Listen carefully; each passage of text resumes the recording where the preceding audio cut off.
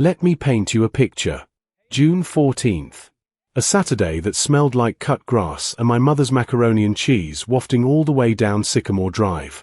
My brother Patrick had just graduated from Howard University, summa cum laude, the whole 9 yards. Our family had been planning this party for 3 months. 3 months of phone calls, grocery runs, and back and forth texts about whether to get a DJ or just use a playlist. And I, Jeffrey Allison, 24 years old, working double shifts at a logistics warehouse in Baltimore, had been right there planning every single detail alongside my mother, Christine. I'd confirmed with her the Wednesday before. Jeffrey, you bringing the extra folding chairs? Yes, Mama. I got 6 of them. And you coming early to help set up? Yes, Mama. I'll be there by noon. That was the deal. But Baltimore traffic on I-695 South doesn't care about your plans. It doesn't care that you left at 10:47 a.m. It doesn't care that you had 6 chairs rattling in your trunk.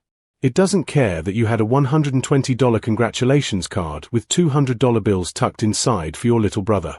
2 hours and 40 minutes in gridlock. No cell service under the bridge overpass. By the time I pulled up to my parents' house in Catonsville, it was 2:18 p.m. The party started at noon. I walked up that driveway hearing laughter and music from the backyard. Smelling the grill. Feeling the guilt of being late already crawling up my neck. I had absolutely no idea I was walking straight into a trap that had been set long before that traffic jam ever happened. The front yard looked like a cookout catalogue. Red and blue streamers, a balloon arch over the porch, and a banner that read "Congratulations Dr. Darius Allison." He wasn't a doctor yet, but Patrick always liked to get ahead of himself. I grabbed 2 folding chairs from my trunk and walked through the side gate, ready to apologize, ready to shake hands and hug cousins and do what family does.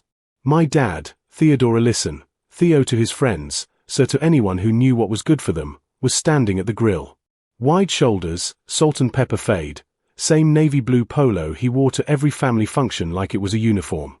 He looked up when I came through the gate. No smile. "You're late," he said. Flat. Like a door slamming. "Dad, I know. There was an accident on 695. I couldn't get signal to. The food's been out since noon, Jeffrey. Most of it's gone." He flipped a burger like the conversation was already over. I looked around. My Aunt Rosalind gave me a stiff wave from the picnic table. My cousin Danica mouthed something I couldn't read. My mother Christine was nowhere in sight. Then I saw Patrick. He was holding a red cup, standing in a circle of his college friends, people I'd never met, laughing at something. He glanced over at me, and for just a second, something crossed his face. Not joy. Not relief that his big brother finally made it. Something colder.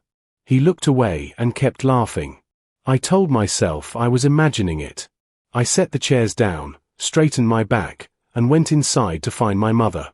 I should have trusted the stone dropping in still water feeling in my gut right then. I should have turned around. I didn't.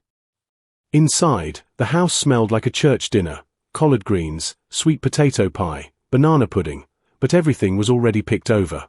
Paper plates with remnants. Empty pans with just the scrape marks left behind. Someone had gotten into the banana pudding I'd specifically asked Christine to save me a bowl of. We'd talked about it Tuesday. I found my mother in the kitchen, washing dishes. Back to me, shoulders tight. "Mama." She turned, and I saw it immediately. That look she gets when she's trying not to cry and trying not to yell at the same time. Red-rimmed eyes. Jaw set hard. "Jeffrey." She hugged me. The kind of hug that holds a warning in it. "I'm glad you made it, baby." "Mama, what is going on? Why is everybody looking at me like I crashed a stranger's wedding?" She dried her hands slowly on the dish towel. "Your father is upset." I was stuck in traffic. Pile up on 695. I left at 10:47 a.m. "I know that, Jeffrey." Her voice dropped. "I believe you." That word, believe, landed strange. Like she was implying others didn't. Who said I wasn't stuck in traffic? She looked toward the window. Wouldn't meet my eyes. Mama. Who told Daddy I wasn't in traffic? She pressed her lips together. Then, barely above the sound of the faucet, Patrick told your father you called him this morning saying you might not come at all. The air left the room. I had not called Patrick that morning. I hadn't called him in 4 days. My phone records would prove it in 30 seconds flat. My little brother had lied. To our father. About me. On his graduation day. And my father had believed it without asking me a single question. I stood in that kitchen a long moment, just me and Mama and the running faucet. My brain started doing math I didn't want to do, adding up small things I'd brushed off for months. Patrick making jokes at my expense in the family group chat. Patrick telling relatives I was doing okay, considering. Patrick mentioning I'd missed Christmas Eve dinner to chill, when I'd actually been working a double shift to cover rent after my car needed new brakes. Small things. Seeds. I walked back outside to find Patrick. Calmly. Man to man. I was going to ask him why he'd told that lie. I never got the chance. My dad intercepted me between the porch and the patio. He reached into the chest pocket of that navy blue polo and pulled out a folded piece of paper. He held it out like he was serving a legal notice. I took it. Handwritten. Neat columns. Theodore Ellison had been an accountant for 22 years. His handwriting looked like a spreadsheet. At the top, Jeffrey, cost reimbursement for graduation party. Line items. Catered food, $400. Drinks, $150. Decorations, $120. My portion, 1/7 of total. Minus no contributions because apparently helping plan for 3 months counted for nothing. Final balance at the bottom. $950. My father had handed me an invoice. For a family party. For food I'd been stuck in traffic trying to reach. Dad. What is this? You didn't show up on time, he said. Food cost money. You're a grown man, Jeffrey. You don't get a free plate just because your last name is Ellison. Behind him, across the yard, Patrick caught my eye. And smiled. That smile. I will never forget it for the rest of my life. It wasn't the smile of a brother who'd accidentally caused a misunderstanding. It was controlled. Satisfied. The smile of someone watching a plan unfold exactly as designed. I folded the invoice, put it in my pocket, and walked toward Patrick. Past his college friends. Past Aunt Rosalind, who was suddenly very interested in her potato salad. I stopped 2 feet in front of him. Walk with me for a second, I said. He shrugged. Sure, bro. We moved to the far side of the yard near the old oak tree where we used to play as kids. I used to push him on the tire swing there. I used to carry him on my back when he twisted his ankle at age 9. I stayed up 3 nights helping him with his college application essays. You told Dad I called you this morning, I said. No yelling. Just fact. I said you mentioned you might be late. That's not what Mama told me you said. And I didn't call you at all. My last call to you was Tuesday. He tilted his head slightly. Maybe you're remembering wrong, Jeffrey. Gaslighting. Clean and practiced. Why are you doing this? My voice almost broke. I helped plan this party. I drove 6 chairs here from Baltimore. I have $200 in a card in my jacket for you. Why? He looked at me for a long moment. Then, quietly, you always have to be the hero, don't you? You and your sacrifices. Mama talks about you like you're a saint. And there it was. The real thing. The thing underneath all the things. Jealousy. Dressed in a graduation gown. Sibling jealousy is ugly. But sibling jealousy that's been marinating for years, that's a different animal. I stood under that oak tree and watched my little brother walk back to his friends like we'd just discussed the weather. He laughed at something one of them said. Clapped somebody on the shoulder. The performance never stopped. I replayed every interaction from the last 2 years. Every family dinner where Patrick steered conversation toward my failures. My warehouse job. The fact that I hadn't finished my degree, I dropped out junior year when Dad lost his job and somebody needed to help carry the mortgage. I'd never made it a dramatic story. Never asked for a standing ovation. But my mother respected that sacrifice. Vocally. Consistently. And somewhere inside Patrick, that respect had curdled into something toxic, because he'd graduated at the top of his class and our mother still called Jeffrey first when something needed fixing. I sat with that truth for about 90 seconds. Then my cousin Danica appeared beside me. 22, sharp as a tack, and the only person at this party who'd looked at me with genuine eyes since I walked in. "You okay?" she asked. "No. I saw what your dad handed you." I looked at her. "How?" Because I was standing right there when Patrick suggested it. Everything stopped. Wind, music, the smell of the grill, all of it went silent in my head. "What did you just say?" Danica lowered her voice. 3 days ago. In the kitchen. I was getting water. Patrick told your dad, if Jeffrey pulls his usual stunt and shows up late, we should charge him for the food, teach him accountability.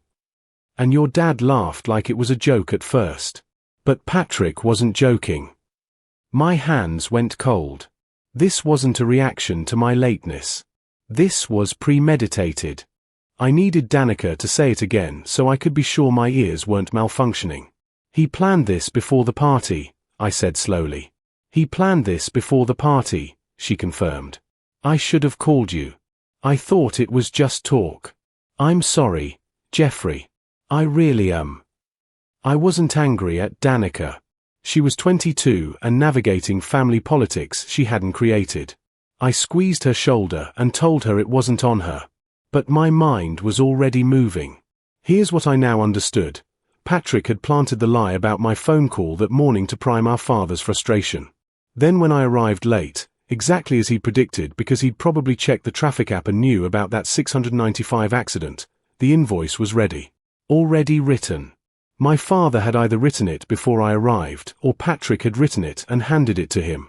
Either way, it had been sitting in that polo pocket like a loaded weapon. I pulled out my phone and opened my call history. I screenshot my outgoing calls for the past 7 days. 0 calls to Patrick since Tuesday the 10th. Then I pulled up Google Maps timeline. I had location history enabled. It showed me stationary on I-695 between 11:52 a.m. and 2:03 p.m. I had receipts. Literal, time-stamped, irrefutable receipts. I found my mother in the kitchen again. I showed her the screenshots. She stared at the phone screen for a long time. Her expression shifted, sadness first, then something harder underneath it. She set down her dish towel very deliberately. "Where's your father?" she asked. "Still at the grill." She nodded once, like she'd made a decision. "Give me 5 minutes," she said. "And Jeffrey, don't leave this house." The way she said it, low, resolved, with 28 years of marriage behind it, told me that whatever was about to happen next wasn't going to be quiet. I have watched my mother be soft my entire life. Soft-spoken. Accommodating. The woman who kept the peace at Christmas when Uncle Gerald said something ignorant. The woman who swallowed her own feelings so everyone else could have space for theirs. Christina Lisson was patient the way rivers are patient, moving slowly, but capable of cutting through rock. I watched her walk out to the grill with my phone in her hand. I couldn't hear the conversation from where I stood on the back porch, but I could read it. My father's posture changed, shifted from grillmaster confidence to defensive stillness. He looked at the phone screen. His head turned toward the house, scanning, probably looking for Patrick.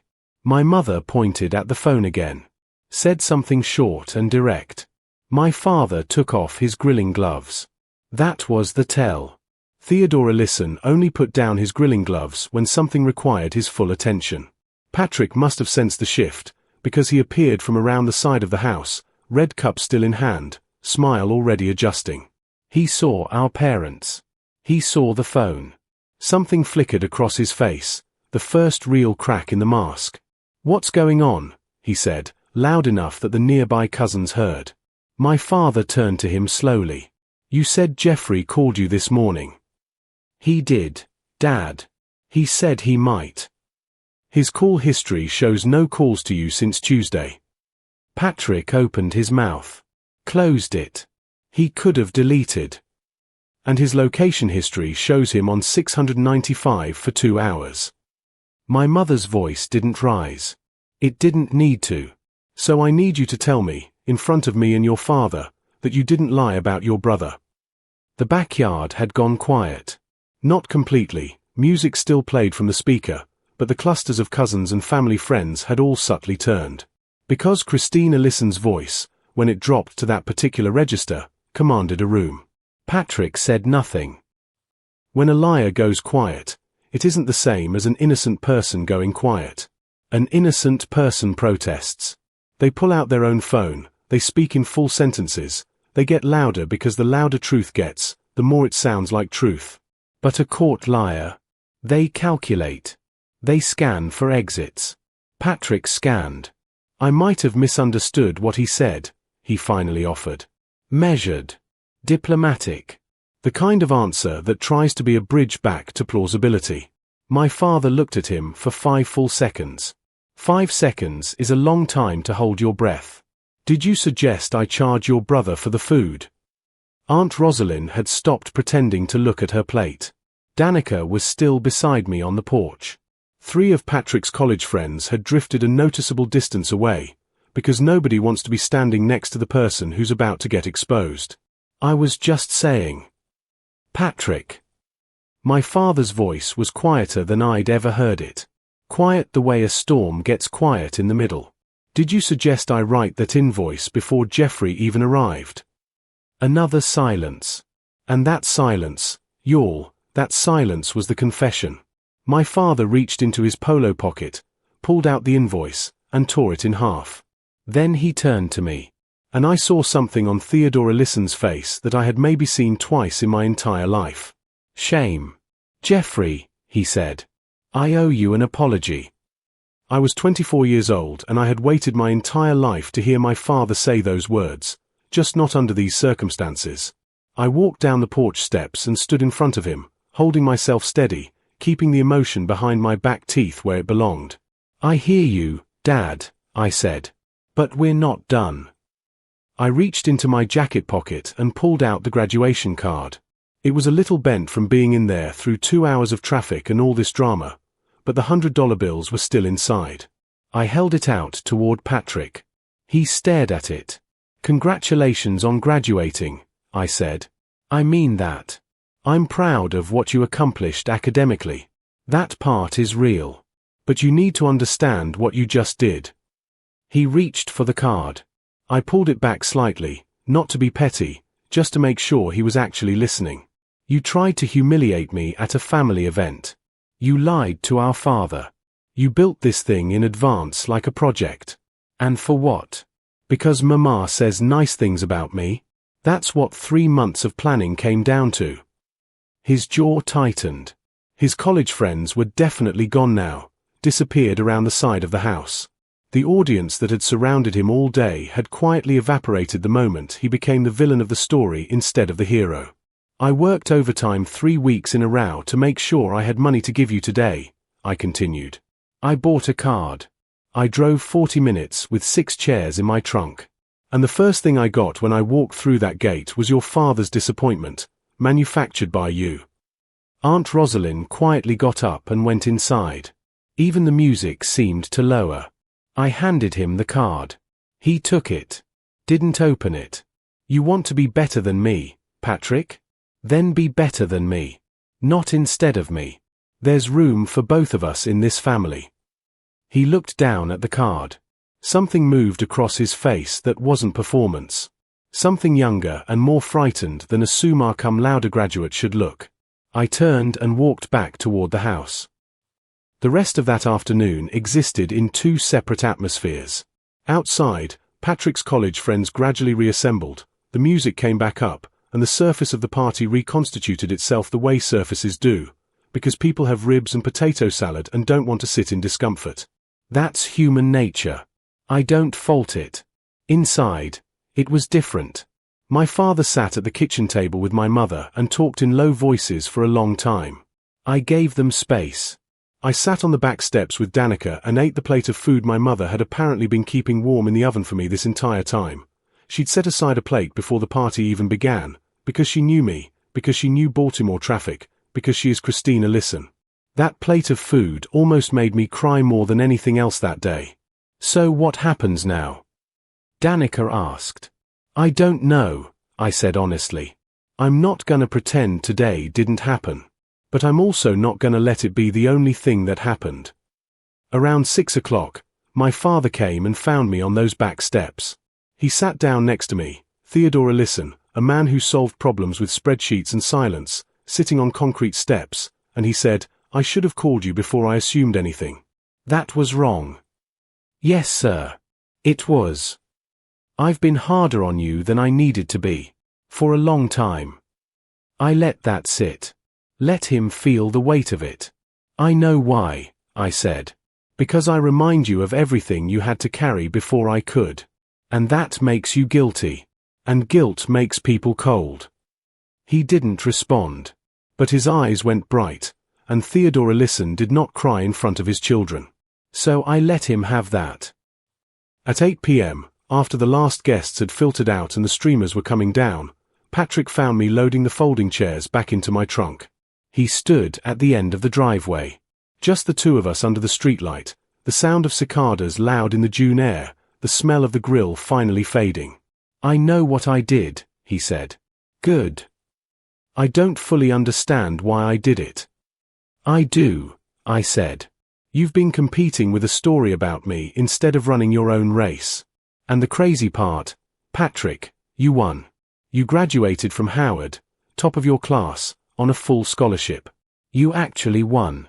And you still needed to tear me down to feel it. He leaned against the car parked at the curb. He looked young. Not 22-year-old young. More like 12. Like the kid I used to drag to the library so he'd do his homework. Mama always talks about your sacrifices, he said. Like they're this sacred thing. They weren't sacrifices for you to be grateful for. They were just choices I made. You didn't ask me to drop out. I don't need credit for it. But you don't get to punish me for it either. He was quiet for a long time. I put a lot of energy into something really ugly, he finally said. Yeah. I'm sorry, Jeffrey. I looked at him.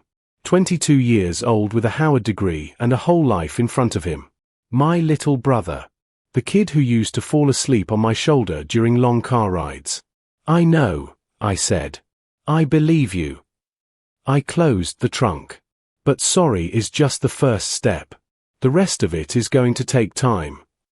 And I meant it, not as punishment. As truth. I still have both halves of that invoice. I taped them back together and put them in a folder in my desk drawer, not out of bitterness, but because I never want to forget what I learned that day. About loyalty. About assumptions. About how easily a man can be made to feel like a stranger in his own family if the wrong person has his father's ear. 3 months after that graduation party, Patrick called me. Not a text, an actual phone call. He was struggling in his first graduate school semester and needed advice on time management. We talked for an hour. It wasn't perfect. There were still things unspoken between us. But it was real, and real matters more than perfect. My father started calling me on Sundays. Just checking in. Small talk at first, sports, the warehouse, weather. But slowly, the way people become honest when they stop performing for each other, those calls got deeper. He told me once, unprompted, that dropping out to help the family had been the bravest thing any of my kids ever did. I didn't respond for a few seconds because I was driving and I needed my vision to stay clear. My mother. She'd been right all along. She'd always been right. She just hadn't had the words to make the men in her family listen until one Saturday in June when she picked up a phone and let the timestamps do the talking. Me. I'm still at the warehouse. Still paying rent in Baltimore. Still planning to finish that degree. I registered for night classes starting fall.